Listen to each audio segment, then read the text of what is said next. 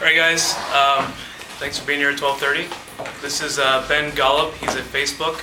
He's also he was a classmate of Dave and I, and actually one of our fraternity brothers in college. So he's going to tell you about Facebook, about what it was like being in a fraternity with Dave and I, and his career path and life story, all from day one. So, and he lives here in San Francisco.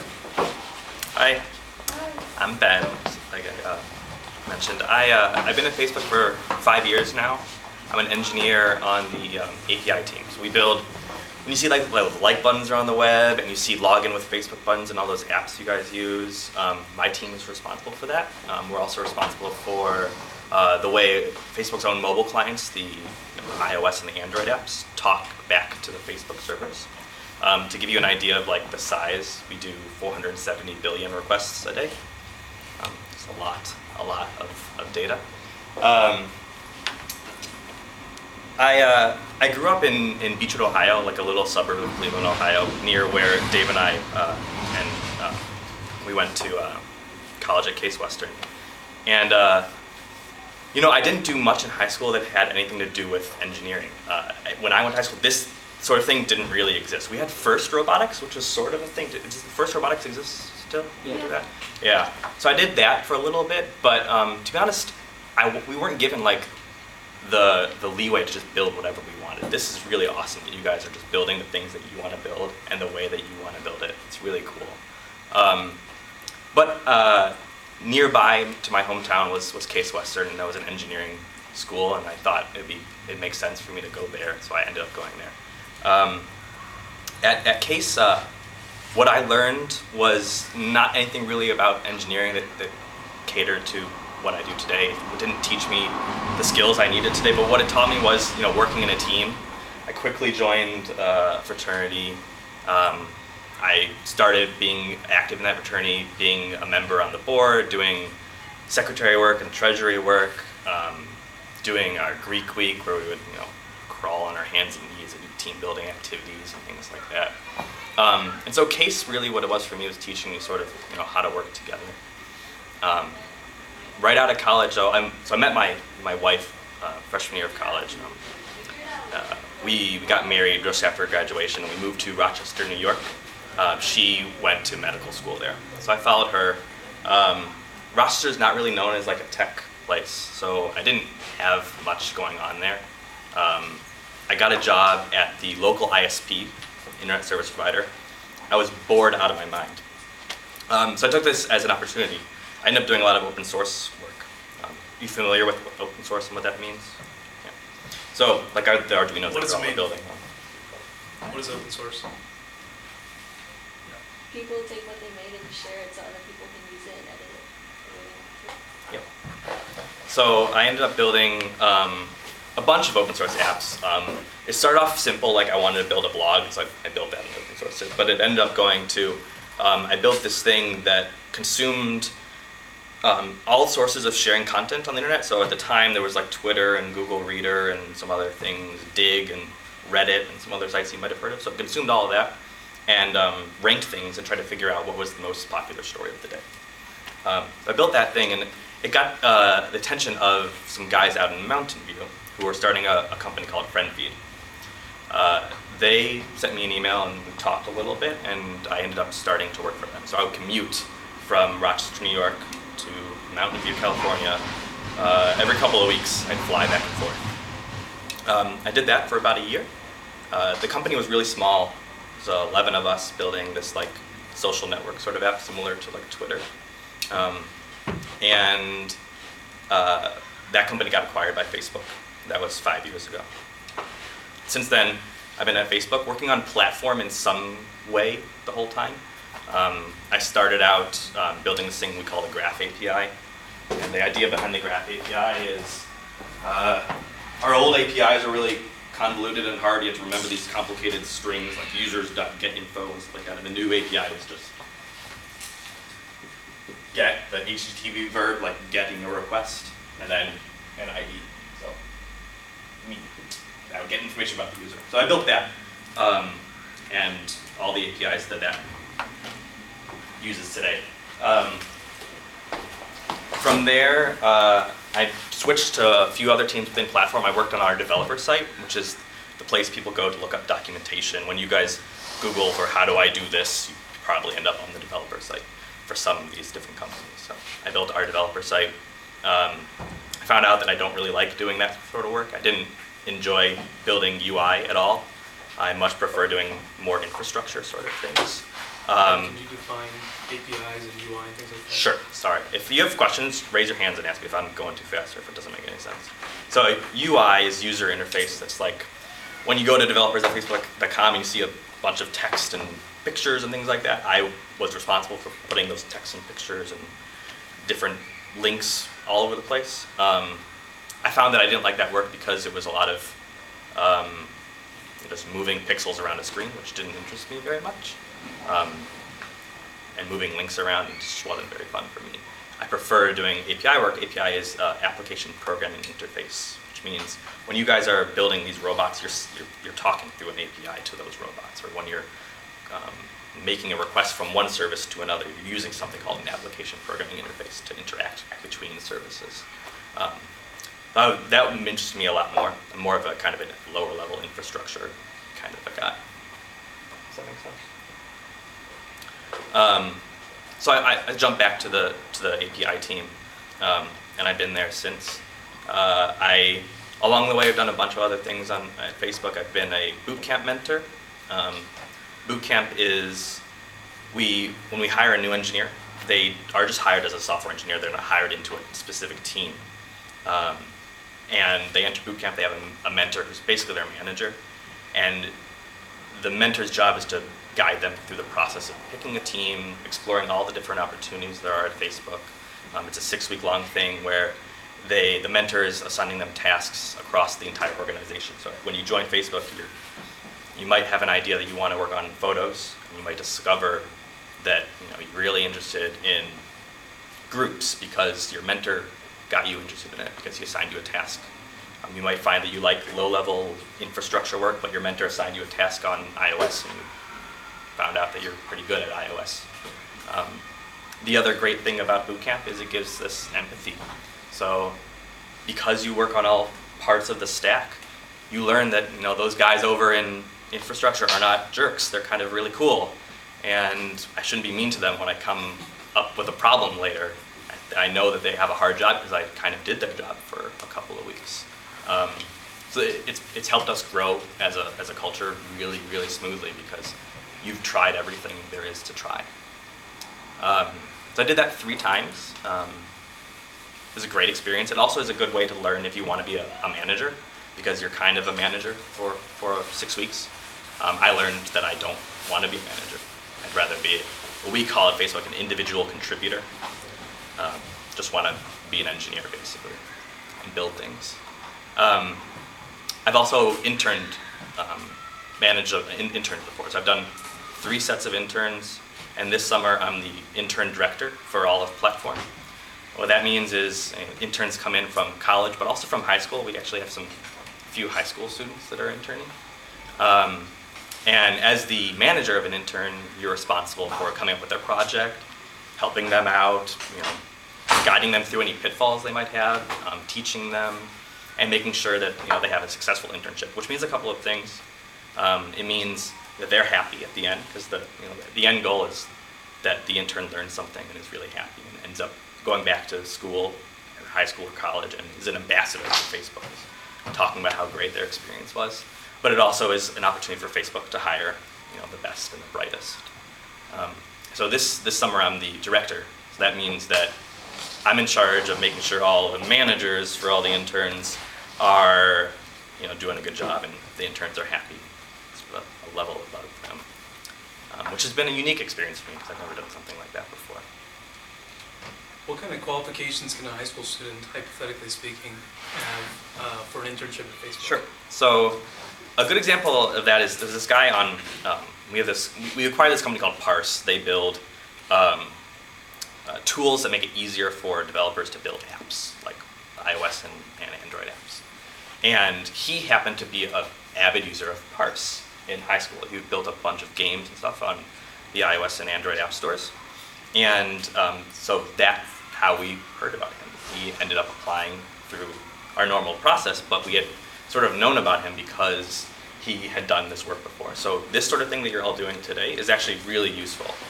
You're showing that you have some initiative, that you are interested in building things, and that you have a desire to learn.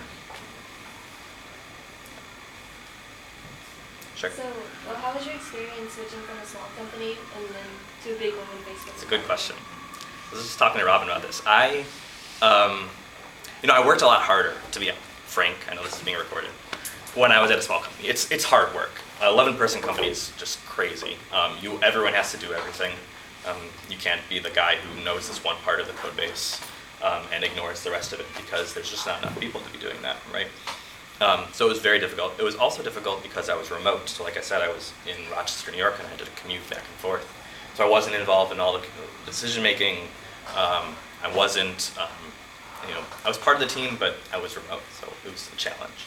I actually spent 2 years at Facebook as a remote engineer as well, and that, when I finally moved out here to San Francisco, made a huge difference in my career. Just being able to be there in person helped out immensely. When I joined Facebook, the company was still relatively small. There were, 300 or 400 engineers probably at the time. So it was like orders of magnitude larger than what I was at, but not what it is today. So it's been nice that I've grown with the company a little bit to the thousands and thousands that we are today. But it was quite an adjustment. They both have their pros and cons. A lot of people really like the small company, but the big company can do really cool things. So the 470 billion number I mentioned, like, there's no way I was ever going to work with any numbers that large at my startup. Yeah.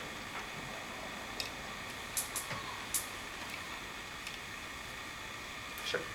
You said that college didn't really prepare you for your work, so how did you learn on your own to start building projects? Yeah, so college, I should clarify, I did learn some programming languages. I learned some things about, building, but a lot of what I've learned about building really good, stable solutions, things that are going to stand the test of time, has happened afterwards in my first jobs. In college, I learned to work in a team. I learned to work with others, how to divide work and decide who's going to solve what, and that's something that you'll get when you get to start working on a team with projects that are a little bit bigger than just you. But sure, college also taught me the basics of programming and things like that, which were definitely necessary. Some things I learned, at Facebook, for example, I learned to ask for help pretty quickly. The worst thing you could do is sit on a problem for even a day is too long. Ask for help, because the person behind you might know the answer, and it's not a shameful thing for you not to know the answer to something. And if you unblock yourself and you move forward, you could just do so much more, because that's an extra day that you haven't spent banging your head against the problem. The other thing I learned was, in addition to asking for help, is asking for feedback.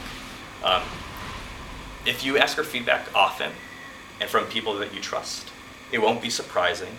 You won't feel bad about it if you get the bad feedback. You won't feel terrible, but you'll grow as a person, because you might not know what you're missing.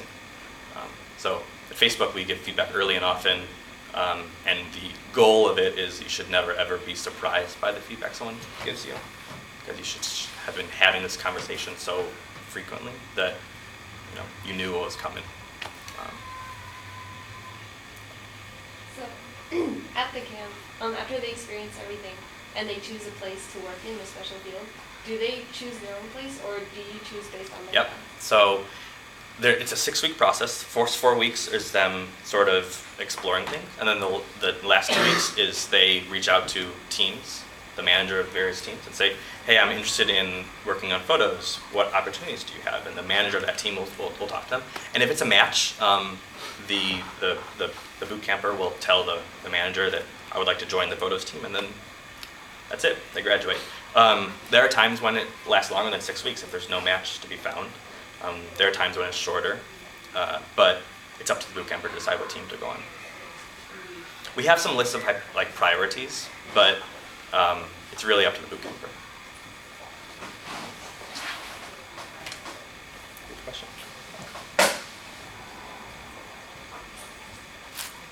What are some things that you look for when an intern or hiring you? Good question. So I do a lot of interviews. I do, I think like 4 or 5 a week, all across both interns and full-time engineers. The type of interview, we do 3 types of interviews. The one that I do is the pure coding interview. It's the, I get up on a whiteboard with a candidate and we program together. What I'm looking for is not so much that you can solve the problem that I'm giving you. That's okay if you can't. I'm looking for is more is the process that you take. When you solve it, that you're communicating well, that you're explaining your thought process and how you're going to go about solving the problem. I also care a lot about that you've handled all the different corner cases that might crop up, that you've thought about, the roadblocks that are going to come ahead before you get to them. And I also care about a little bit about the reasoning behind it. Like why are you even here today? Why did you apply to Facebook? Are you like passionate about this? Are you really interested in this, or is it just sort of a place you dropped your name in the bucket?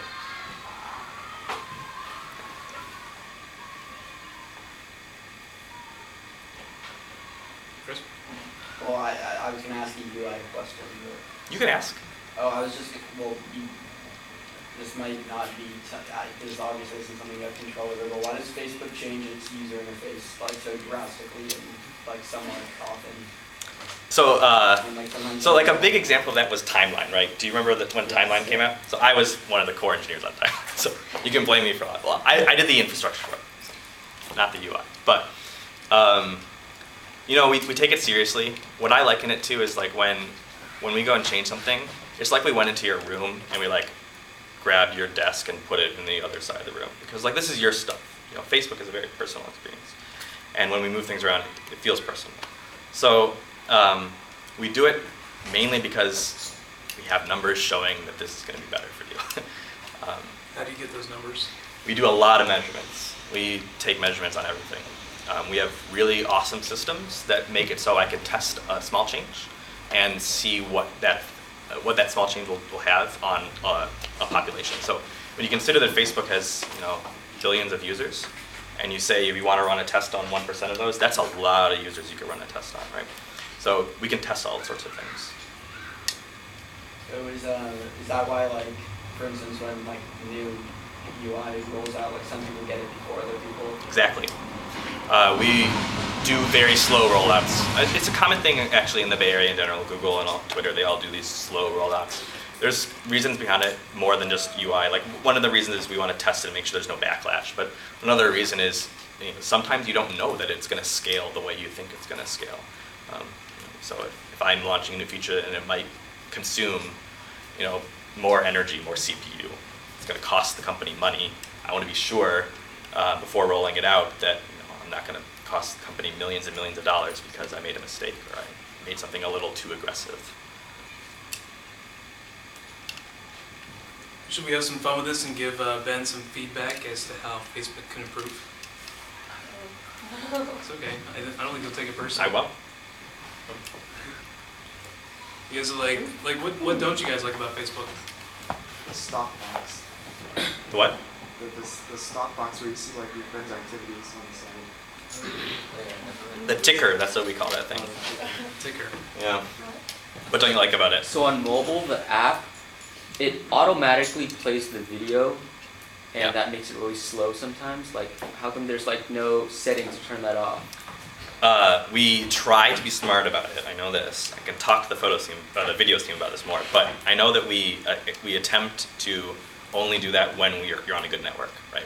So Yeah. if you're in, for example, if you're in India, or if you're in some part of the world that has really bad internet, we don't do that because one, it consumes a lot of bandwidth. Which here we have the luxury of having like almost infinite bandwidth, right? But a lot of places don't, so we don't do that. But we could be better at it, I'm sure.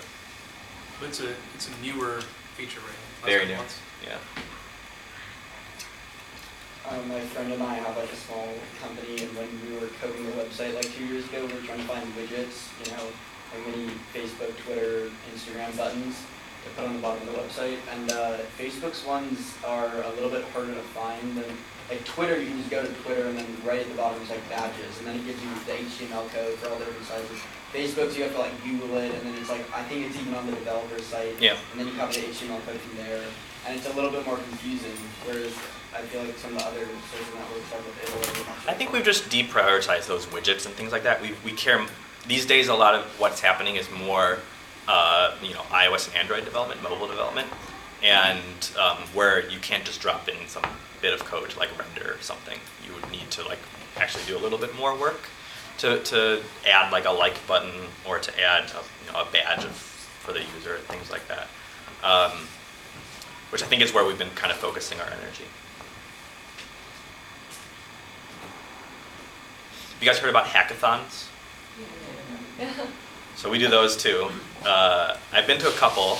It's not really my cup of tea, to be honest. Like I like to go home and go to sleep and see my wife. But they're really cool. I highly recommend if they're ever, you could host your own hackathon. That's a thing. But also, attending those sort of things is really fun. Has anyone ever done that before? I went to the Facebook Women's Hackathon. Cool. Accidentally. They were all like people who were more experienced than me. Just completely out of class. It's okay. There's all levels of hacking. It's fine. Does everyone know what a hackathon is? Yeah. Some of the coolest things at Facebook actually have been built out of hackathons. So the videos in general was added in a hackathon. Chat was added in a hackathon. I think the like button might have even been added in a hackathon. So a lot of like the core things that you use every day on Facebook were added just by some people getting together over 24 hours and building a product. Obviously, it takes a lot longer than that to fully launch something as complicated as like videos. But the core idea of it was done at a hackathon. Any other questions? I've got it. What exactly happened during the Facebook outage Which one? last week or the week? It was like half an hour. I don't know. If I did know, I probably couldn't say either. But I don't know.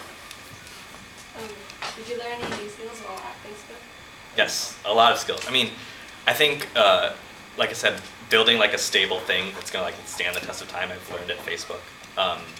I've learned how to build an API that is cohesive and something that makes sense to people all at Facebook.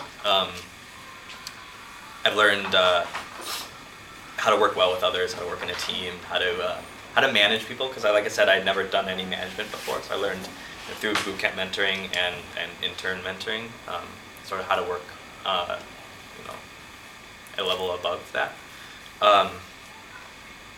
I never interviewed anyone else, so this is completely new to me. When I joined Facebook, I learned how to interview people, how to make a decision. So how do you deal with making mistakes when it matters? We make mistakes all the time, and part of it is just learning from those mistakes. So we have these meetings. It's called a SEV meeting. SEV, I believe, stands for Site Emergency. I don't know what it stands for, but I've been into a couple of them because I've made a mistake that caused some sort of problem. I can't divulge what I did, but the meetings are really interesting. So you go to this meeting, and you're in a room with a bunch of people who also made mistakes, and you talk about those mistakes and how you're going to change, like what explicit action items you're going to take so that this mistake will never ever happen again. And you can imagine you have these meetings every week that your company, your product is going to get a lot better because you're not going to make these mistakes again. And they make sure that the people responsible for these meetings, they make sure that the tasks that you